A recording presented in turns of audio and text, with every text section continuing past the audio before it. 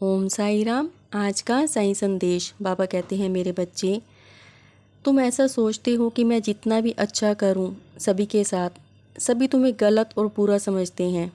तुम्हारी एक गलती की वजह से तुम्हें हमेशा के लिए बुरा बना देते हैं।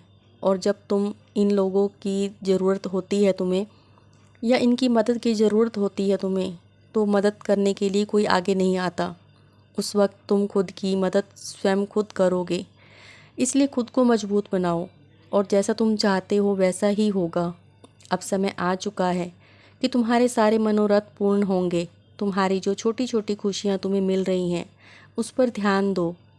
और हाँ, पिछले 2 वर्षों से तुम्हारी जो इच्छा पूरी नहीं हो रही थी या तुम्हारा कोई कार्य रुका हुआ था, वो अब पूरा होगा। तुम जो सोचते हो, जो चाहते हो, जो मांगते हो, सिर्फ उसी के बारे में सोचो। जीवन में सुख आए या दुख आए, हार मिले या जीत मिले, तुम्हें उससे अब कोई फ़र्क नहीं पड़ता।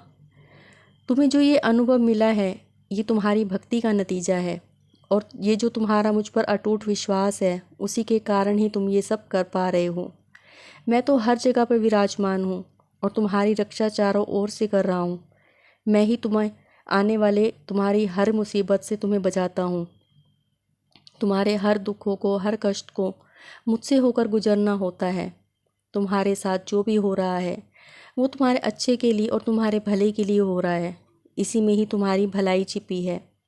और तुम जो ये छोटी छोटी बात पर परेशान हो रहे हो, बात बात पर तुमसे भेदभाव रखा जा रहा है, तुम में कमियां निकालते हैं, तुम्हें नीचा दिखाते हैं, तुम्हें अकेला कर देते हैं, तुम इन सब बातों की चिंता ना करो या इसे नकारात्मकता से मत सोचो। इन लोगों के इसी व्यवहार के कारण ही तुम इतने शक्तिशाली और मजबूत बन रहे हो।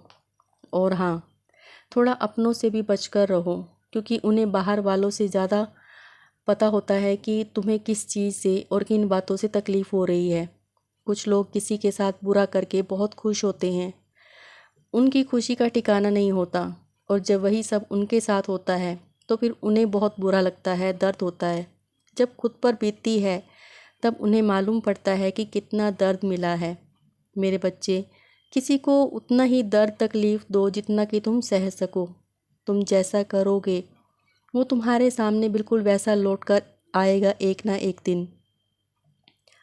तुम्हारे कर्म तुम्हारे पास घूमकर लौट कर वापस ज़रूर आते हैं।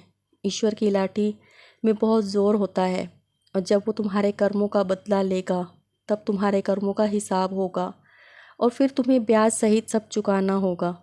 खुश रहो मेरे बच्चे और हमेशा मुस्कुराते रहो। मेरा आशीर्वाद सदैव तुम्हारे साथ है।